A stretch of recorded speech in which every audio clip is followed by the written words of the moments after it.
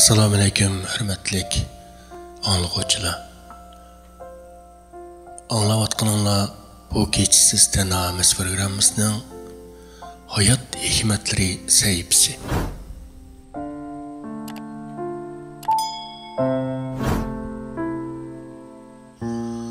Dada 80 yosh kirdi.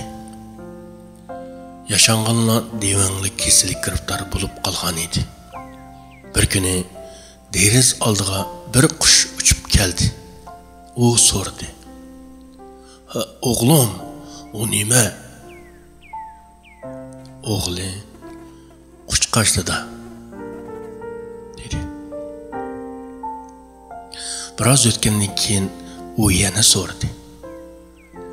Oğlu terikkan holda javob berdi.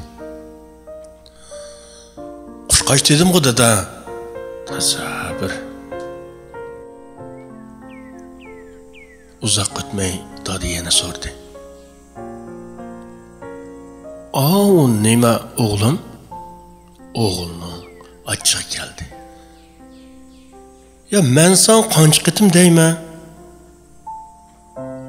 Dada ün-tinsiz chaliq o'rindiqda o'ltirdi va gap qilmadi. Bir yildan keyin dada olamdan o'tdi. Oğlu dadısının neçe 10 yıl oldidagi kunlik xotirasiga oğlum 3 yoshga kirdi. Deri sirtiga bir qushqash uchib kelgan edi.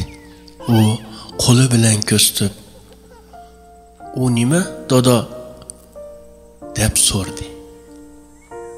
Men qushqash dedim. Oğlum go'dak ovozi bilan izchil so'radi.